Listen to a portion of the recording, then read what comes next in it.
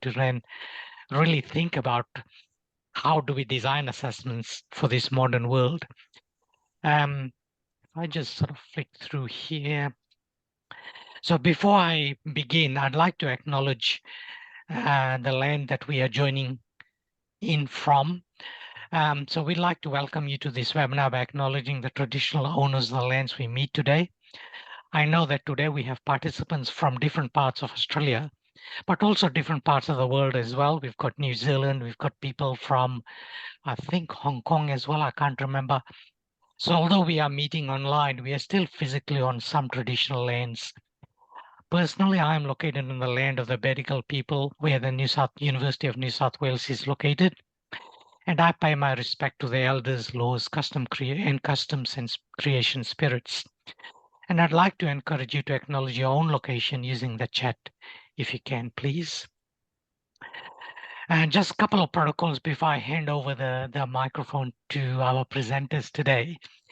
If you're not speaking, please keep your mics off unless you need to speak. It's not that we don't want you to speak. By all means, you're able to unmute yourself, but just because the technology works, sometimes the background noise comes in and disturbs us. You're more than welcome to use the chat throughout the session as well. I'll be monitoring the chat, and I'm sure Corinna and Elaine would be looking at that as well. But also, please share your own thoughts and ideas as well. And we will be recording this webinar as well for our colleagues who are unable to join us as well. So that is my cue to start the recording. Otherwise, I tend to, it's already recording. And again, so if you want to join our special interest group, you can scan the QR code. We actually have a special interest group Facebook page. We've got, last time I checked, it was about 160 members. So that's where we generally send all our communications to, or send an email to Simon at Western Sydney or myself at University of New South Wales as well. So on that note, I'll stop the share and I'll hand over to Corinna and Elaine if you want to take over. Thank you. Thank you very much, Pranit. And also thank you very much to Simon for giving us the opportunity to present to you today a framework to design and evaluate quality online assessment. I'm Corina Raduescu. I'm a senior lecturer, education focused in University of Sydney Business School, and I'm also a deputy program director for the Master of Commerce in the Business School. Together with me today is Associate Professor Elaine Huber, who is the academic director of Business Code Design. And we are part of a cross-institutional, multidisciplinary team that, you can hear me well, that has really been focusing on researching the online delivery, but more specifically, the online assessment. This project has two phases. We completed phase one, and that was funded by the Australian Business Deans Council, and consisted of understanding the type of online assessment, and particularly as a result of moving into online delivery since 2020. We conducted this phase one of the project between 2021 and 2022 and consisted of three stages. So if you don't mind moving on, Elaine. In terms of the phase one of development of the framework, we had the two overarching aims.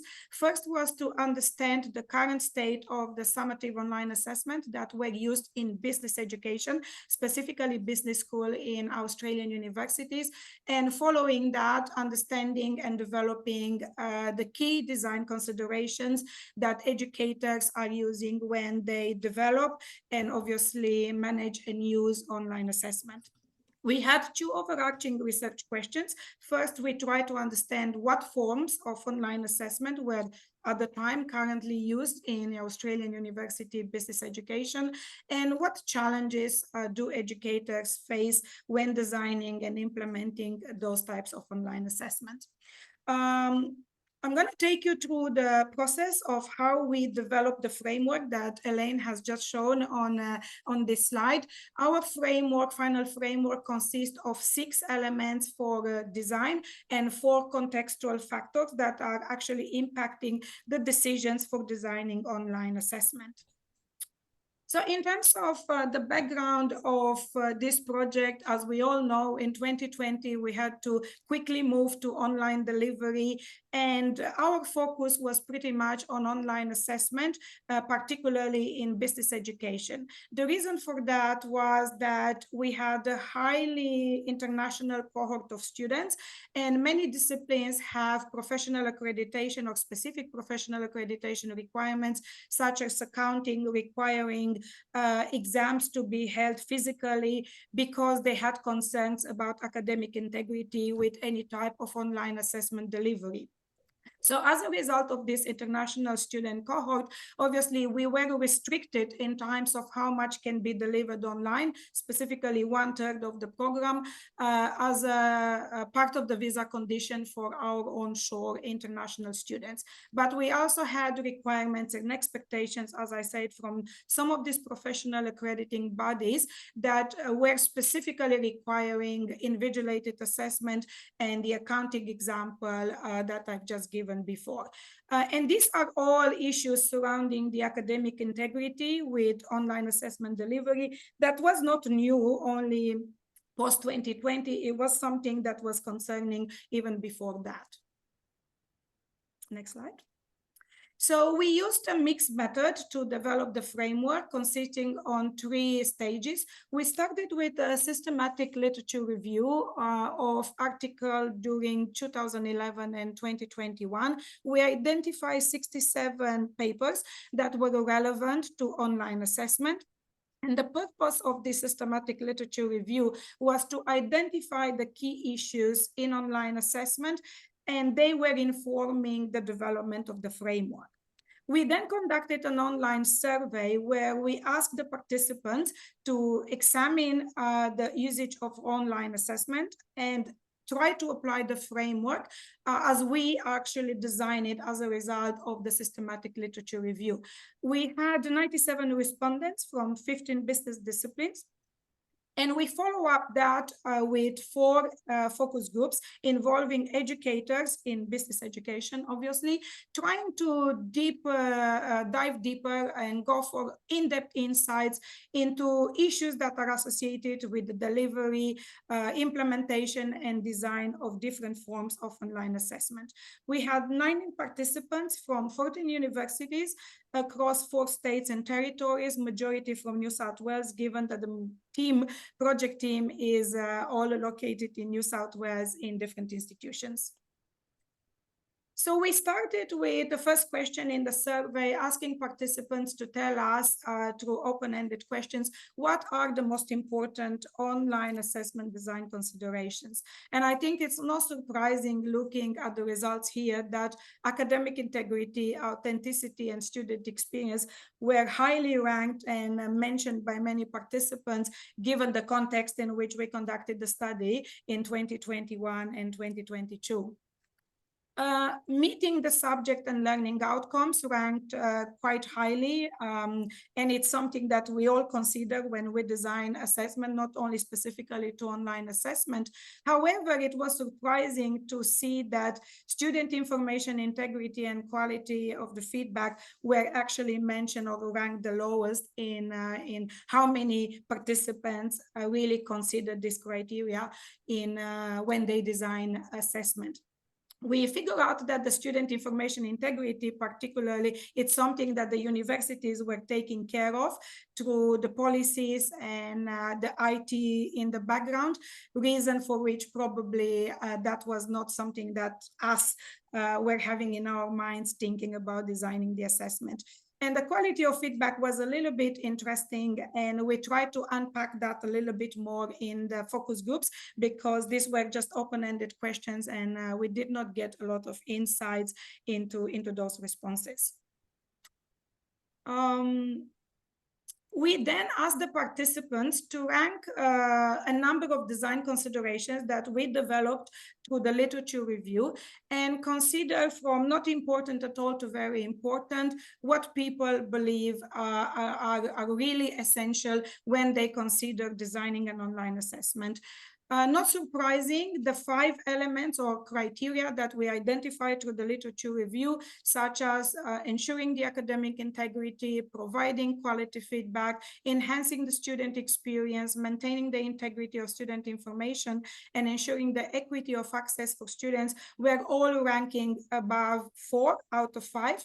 And meeting, developing, and mastering the learning outcomes was something that was consistently ranked by most of the participants.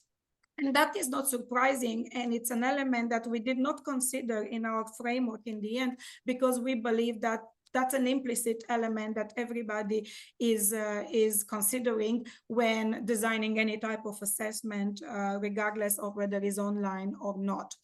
A number of other criteria were ranking high, around 3 and up to 3.7. And if you look at this second graph, you can see that they are largely associated with the scalability of the type of assessments and also the resourcing and the issues associated around financial capacity, time and resources associated with marking, and any other type of constraints that might impact on the decisions of what type of assessment could be designed and implemented successfully. It was also highly ranked, the element that many participants considered that the type of assessment that they are choosing is associated with the culture in the discipline, the unit they are working on, and the faculty in general. And I can relate to that in business information systems, always talking to my colleagues and really fitting with the discipline to ensure that we are really addressing the requirements for our graduates. We then ask the participants to tell us what form of online assessment did they use, particularly at that time, 2021. And again, it's not surprising to note that written assessment and online exam and quizzes were mentioned by majority of participants. This question offered the option to tick as many type of assessments as they apply. And then we see a big drop with 50% of the participants really mentioning live oral presentations or any type of recorded or multimedia type of assessment being mentioned by 50% of our participants. And then a significant drop to around 30% of them talking about using participation, online discussion, self and peer assessment, reflective journals. And then again, another big drop to other type of assessment that people were using in business education. In order to continue with the analysis, we decided to actually categorize across 3 big categories: written assessment, online exam and quizzes, and other type of assessment consisting of all those assessments that were mentioned by 50% of participants or below. So we start then trying to understand whether there is a relationship between these 3 types of assessments, the accreditation requirements, the weight of the assessment, the course level at which those assessments were implemented and delivered, and also the size of the cohort. So we did not find any significant relationship between the types of assessments and the accreditation, but we've noticed with the weighting of the assessments that other type of assessments were predominantly weighted lower than 30%, while the online exams and written assessments were weighted higher, above 31% and more, sometimes even exams up to 60% of the entire weight of the unit. We also did not find any significant differences between the level at which those assessments were offered, whether it was undergrad or postgrads. However, we notice a small significance in terms of other types of assessments being preferred, not surprising, obviously, to small and medium type of cohorts, because those assessments in general tend to require more resources, timing, and obviously involve additional resourcing and time for marking. We then try to understand whether there is a difference between the three types of assessment and a number of criteria and statements associated with this criteria that might be key design considerations. So what we did, we asked each of the participants to nominate a very well-designed online assessment and then rate this assessment against the statements associated with particular type of criteria. Can we move to the next slide, Elaine? So what we could see here is that those highlighted in yellow, each key consideration, such as academic integrity, authenticity, student experience, student information integrity, which we derived from the literature review, had a number of statements that were actually explanatory in terms of that consideration. So what you can see in the following slides is that those highlighted in yellow, the participants, according to the participants' responses, we identify differences with those statements in terms of the type of assessment. So, for example, other type of assessments were ranking quite high in terms of the need to ensure the academic security. So similarly, if you look and spend a little bit of time through these slides, you can see different types of assessments are ranking higher against certain types of statements, but those highlighted in yellow are the ones for which we find significant differences against the three types or categories of assessment. Elaine, did you put on the chat, because I don't see that, the link? If you are interested to dig deeper in terms of those statements and how to interpret those results, we have a report that has been published, a full report, which is available on the online portal of this project. And I believe that Elaine has already shared that on the chat. But we are happy to take questions at the end if there are any questions in terms of those statements. A number of elements, equity of access, for example, and resourcing, we did not find differences associated with the types of assessment, which means it's not going to take more or less in terms of exams or written assessments or other type of assessments against those type of criteria. The second stage of the project was conducting focus groups. We tried, as I said, to understand more in depth how people go about making decisions and what type of trade-offs do they actually put in play when they make decisions for different types of online assessments that need to be relevant to the learning outcomes and obviously the graduate qualities that we are trying to achieve. So we ended up conducting four focus groups at the end of 2021 and the beginning of 2022. And as you can see, the number of participants was slightly equal across all the four focus groups. What we did in these focus groups, apart from a more open-ended type of questions, we also asked the participants to apply the criteria that we presented to them as part of our framework to 4 different types of assessments. So we asked them to apply to general online assessment. Second focus group was asked to apply these to individual reflective journals. The third was asked to apply the criteria to group debates and peer feedback. And the fourth one was asked to apply it to industry workshop and live oral assessment, hoping to gain more in-depth insights in terms of what key elements are highly relevant when people are considering those type of assessments and how do they rank our criteria against those types of assessments. So I'm happy to pass now to Elaine to talk about the findings on the focus groups, and I will come back for a Q&A at the end. Thank you. Thanks, Karina. So yeah, as Karina mentioned, the focus groups were our opportunity to dig a little bit deeper into all of these sort of dimensions of the framework. And what we found, obviously we had a lot of qualitative data to sift through, but what we noticed were these ideas that when you design an assessment, it's not just, you don't just think about one dimension or one or even some, certain sub points, because often you might know that something's important, or you want to include it, or you want to consider it more, but you often, or we often have to trade off against other dimensions or other criteria that influence our decision making. And there's all sorts of contextuality to that. So as Karina mentioned, we had, you know, quite a wide range of participants in these focus groups. So it was really great for people to be able to share their experiences and what was, how they worked by using these sort of cases, the 3 different types of assessment that Karina mentioned.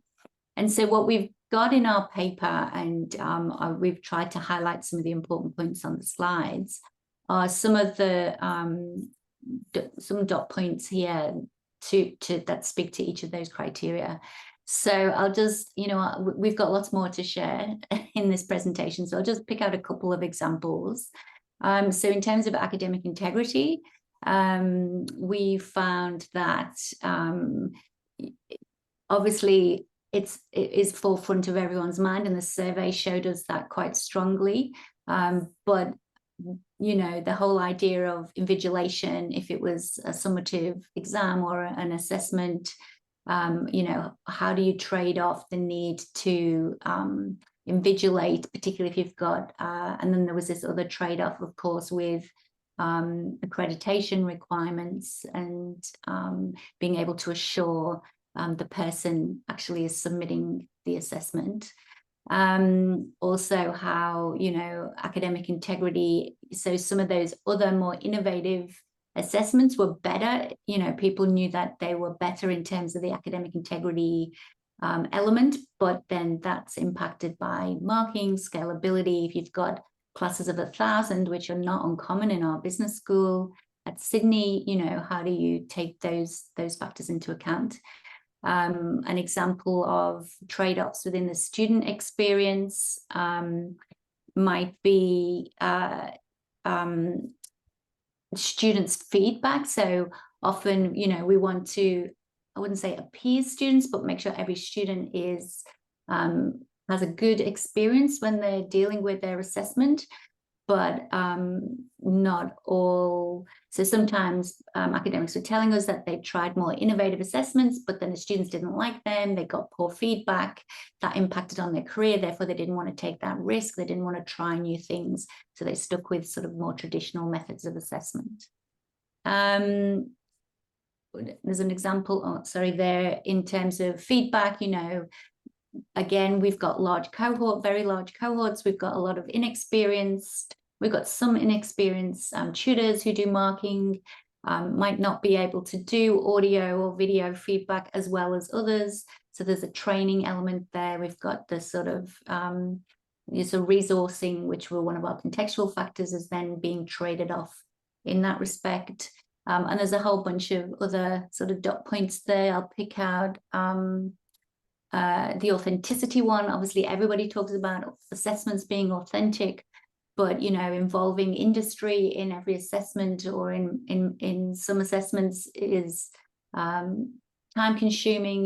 You might have to trade off issues around policy, training, resources, again, with working with industry. And at the bottom of this table on this slide, you can also see there the academics' individual concerns. So we noticed, I mean, this obviously was a period that was after COVID, or we were coming out through the COVID years.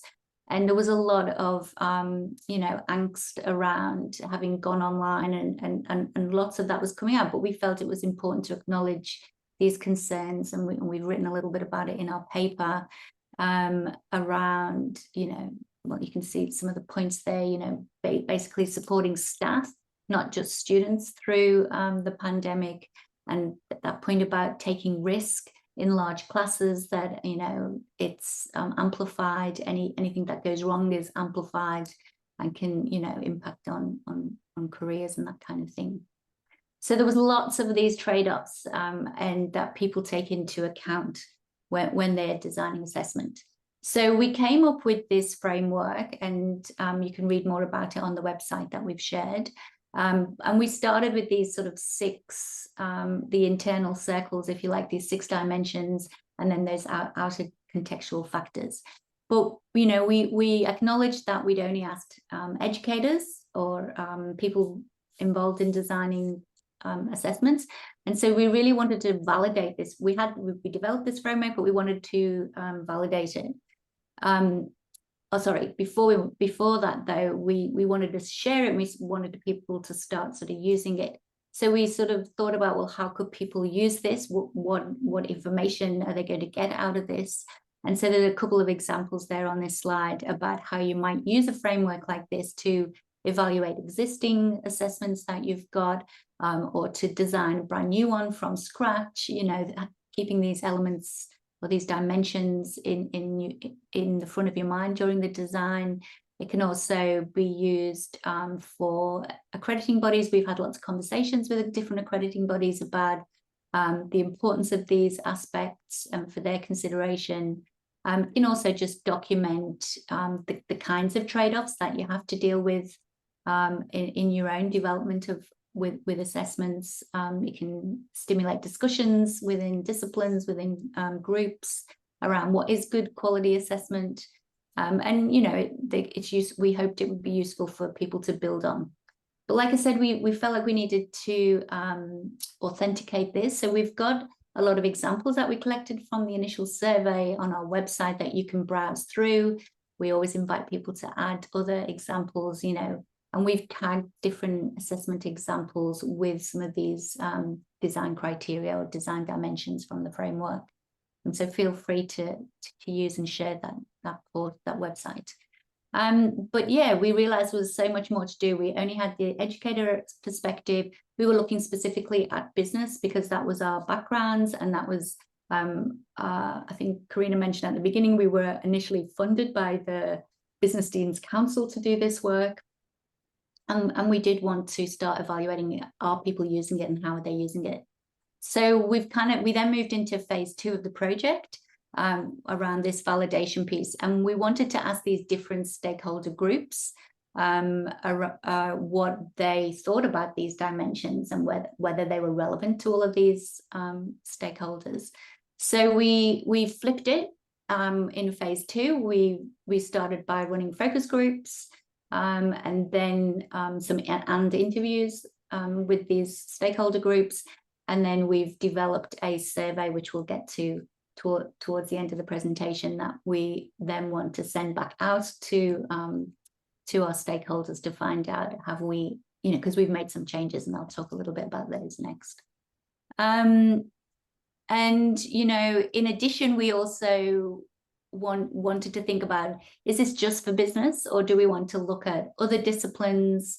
Do we want to, and so we've got some side projects, if you like, where one member of our team has started to look at other disciplines across her university in terms of these design criteria.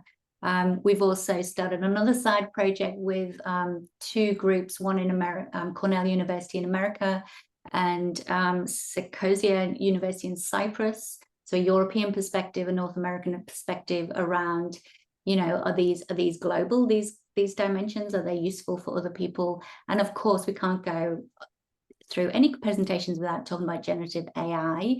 And of course, we started this phase 2 of the project sort of towards the end of last year, started this year, when ChatGPT sort of blew up for everybody. So, you know, we really wanted to make sure that we engage with these issues and we bring them into the framework in some way.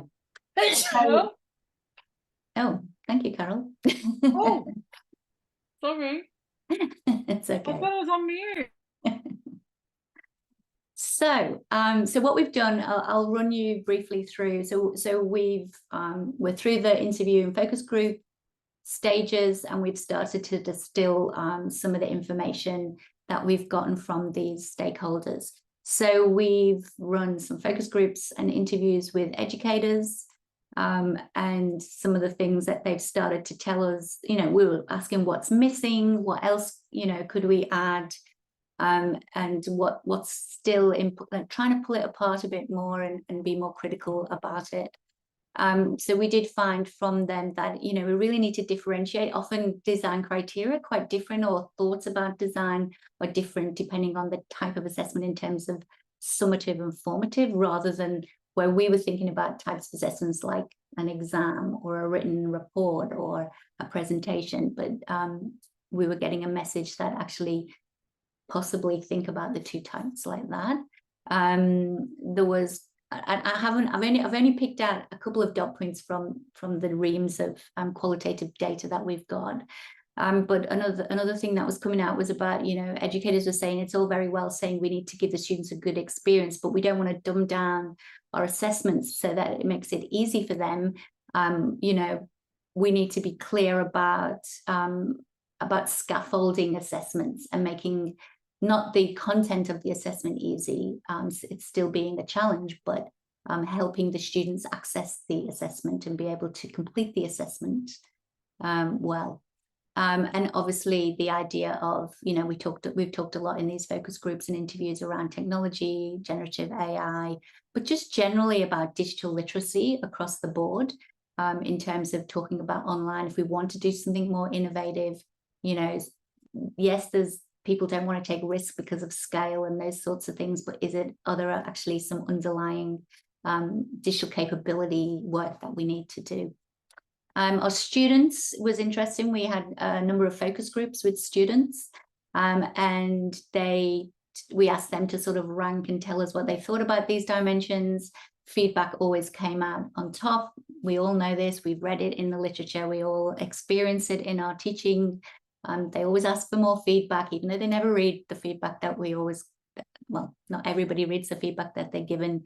They talked a little bit about being able to compare themselves against their peers and know where they're at.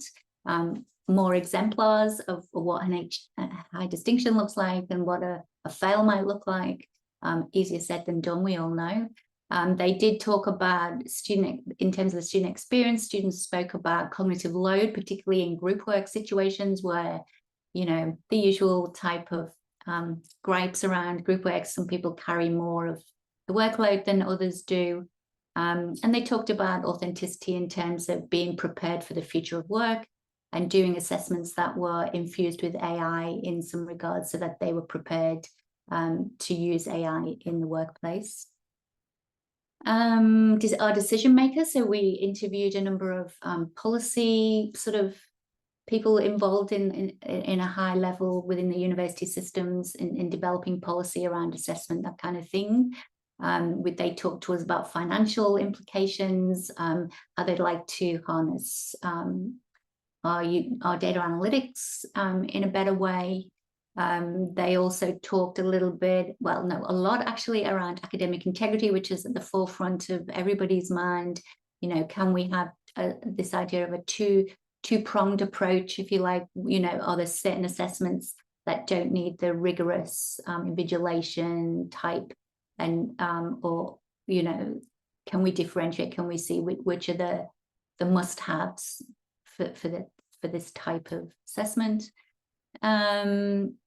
And yeah, you know, not everyone's an assessment expert. So yeah, we might provide a framework, but still people need help with the framework, still need to understand how this framework could play out in their design. So access to, they talked about the importance of experts, people who are experts in assessment. Our employers, again, another different group of people who had different ideas about what assessment might look like. They really questioned what we call within an institution what's authentic. You know, they said they really wanted to see more of these softer skills, that they want to see graduates coming out with the ability to reflect not just on the product at the end, but the process that they go through and their own sort of self-assessment and progress. Social competence was also, graduate qualities was big on the agenda with this group of stakeholders. And they also talked to us about possibly a hierarchy, thinking not as a framework, as a circle where all balls are equal, but what is there actually a bit of a hierarchy where some are more important than others, which we know from our survey and our discussions. Definitely certain aspects, certain dimensions are more important than others. And then our accrediting bodies, we've spoken to a few of those that are business related. Again, academic integrity was their number one concern. And, you know, if they're accrediting something, they want to be 100% sure it's that student who's submitting the work or completing the assessment. They also talked about using industry case studies, not what academics think is an industry case study, but actually what an industry is given to an academic to use. They talked again about group participation, which came up on the previous slide. And they also talked about their own internal lack of capability, and that they needed to train their own internal assessors on what's current in terms of assessment, and, you know, what are the other options, and can they work? Because the people we spoke to are quite open, most of them, to looking at alternatives to invigilated exams as a way of accrediting. And I think that is it. So that's where we're up to. So we've developed a survey, a final survey, that we would like to invite everybody to participate in. We hope it won't take too long. We think maybe around 10 minutes, depending on how much thought you want to do and whether you want to do the open-ended questions as well. But mostly it's just asking about each of the criteria. We have, as Karina mentioned, added in the idea of, we'd taken for granted that everybody thought learning outcomes were important, and alignment and designing your assessment around your learning outcomes. But we've actually, we found out through the focus groups that it's not always for everybody front of mind. So we put that in as a question in the survey. We've got a question in there to think about AI and how that influences each of these dimensions. And then we've talked, we've also added in the idea, we've put technology as a defined characteristic into that sort of contextual list of contextual factors. So again, we've asked people to sort of rank importance of each of those in the survey. Karina, have I missed anything?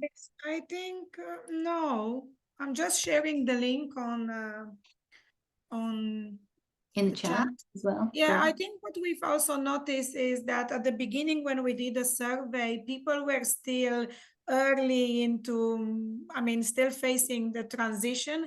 Now people have had a bit of time to reflect, and we gathering a lot more in-depth insights, and people are a little bit more open to innovation and trying to move into other considerations and thinking broader. Even the responses to the form of online assessments were almost mimicking what we were doing before, rather than not having time to kind of become very innovative. So we're hoping now that we're having more interesting insights out of this second phase of the project. All right, should we open for questions? I think so.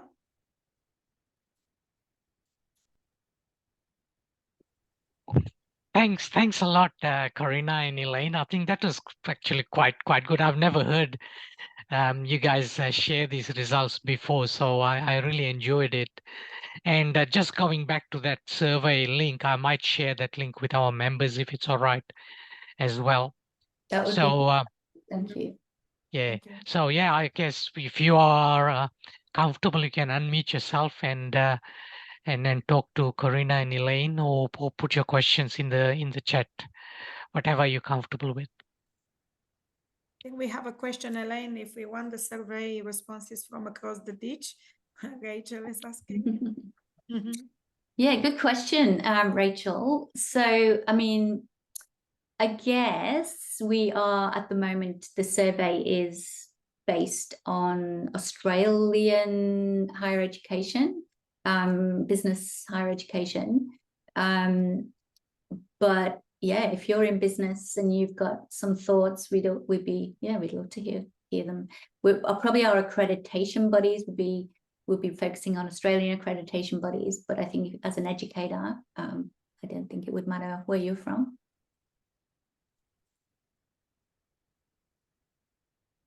Also, thank you for the compliment on the project. So very pleased to hear that.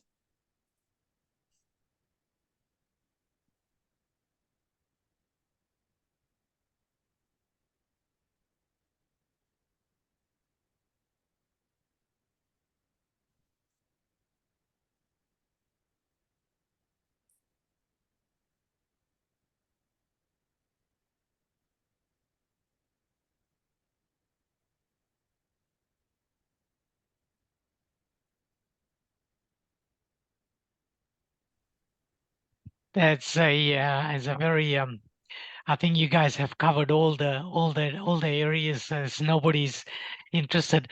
But I think it's probably people are sort of weaving through your website as well. I've saved it as well, and I'll share it with my colleagues in my school as well. And I'll probably spend a bit more time having a look at that as well. It looks quite interesting. Yeah, we're always looking for more examples. So if anyone's got examples of assessments that have worked well, we'd love to hear from you. You know, drop us a line, and we'd love to share them, because you know we're all grappling with the same problems, and we're all trying to design similar kinds of things. So you know, need to engage the crowd, harness the crowd. I've got a question for Karina and Elaine, if you don't mind. I mean, whilst your project is quite timely and is very focused within the business disciplines, are you aware of something like that being done in other disciplines, say, I don't know, education or medicine or something like that? I don't know anything specifically to a discipline. And what's quite interesting is, you know, as we were going through this, like we didn't, you know, we've talked a lot as a group. Is it just for business, or is it actually relevant across all? And we feel it's relevant across all, to be honest.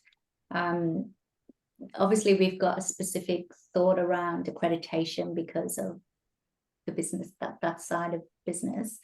But realistically, those criteria, they're good assessment. It's good practice. Yep. Assessment design across any. They're not, you know, there's nothing really specific there. Probably when you drill down a little bit, it might be particularly around scale, but there's plenty of other disciplines that have large scale assessments. You know, our engineering faculties are huge. Even our, you know, first year, we've got some arts and social science subjects, psychology, that are massive. So, you know, I don't personally think, I don't have a business background. I'm a higher ed scholar. So I personally think they are quite relevant, but we're always keen to hear if anyone else. Yeah, because probably you might have noticed that the range of type of assessment, form of assessment might be slightly different in other disciplines. And obviously we haven't covered them. And I think Carol is asking us, how we would like the assessment shared. And obviously that would be nice if we get things from other disciplines. We are familiar that in medicine, for example, there will be other types of assessments, and also interesting perspectives moving into online with a lot of hands-on practice. And then again, and that is the reason why I asked you that question, was because when you look at those design principles, it's quite universal, really. So it's likely that it'll be relevant to people from other disciplines would like to sort of engage with that as well, or could potentially benefit by engaging with that. Potentially the trade-offs might be slightly different in different disciplines. Don't know. I'm speculating, but that could be something. Yeah.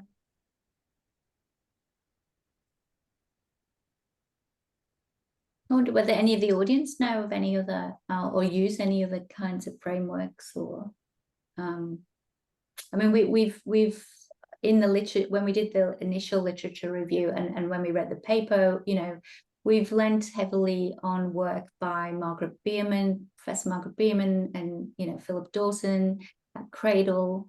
They've done a lot of work on assessment, particularly, you know, recent AI stuff, and they've done heaps of stuff on, obviously, feedback, literacies.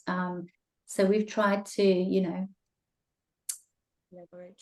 encompass a lot of the current literature, but always keen to hear about others that is not as widely known. Yeah.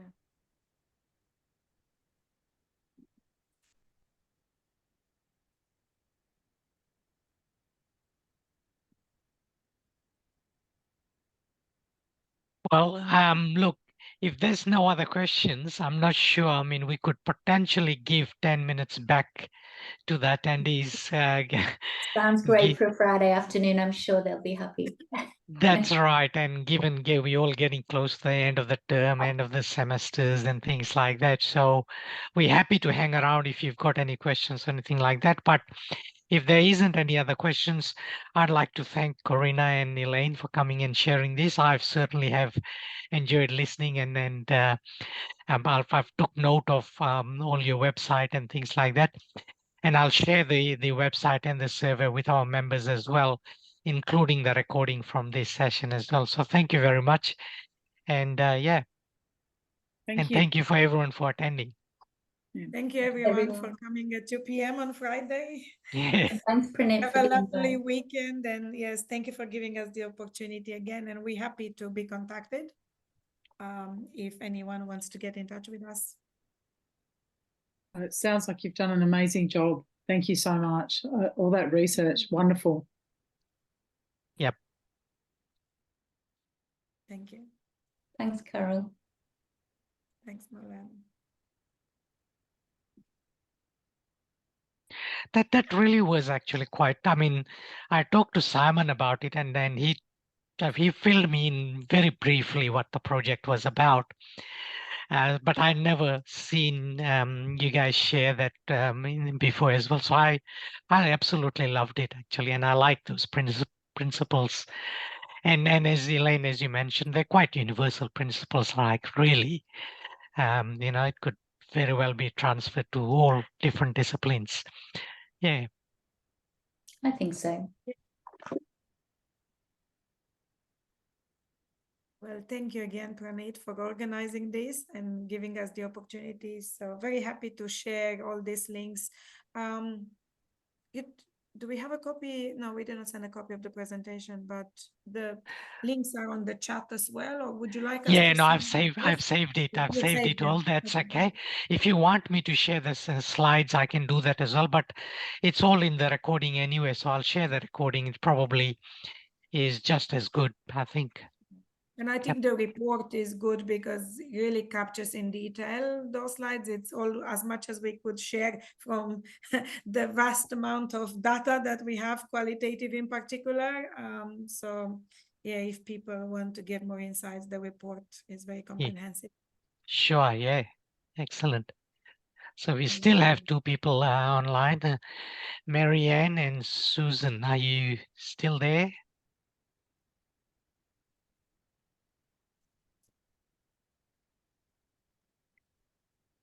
Okay. I'm going to go if that's okay. So Thank you very much. Have a lovely weekend, Thank you. Elaine. Yeah, you too. Thanks, Elaine. Bye, Karina.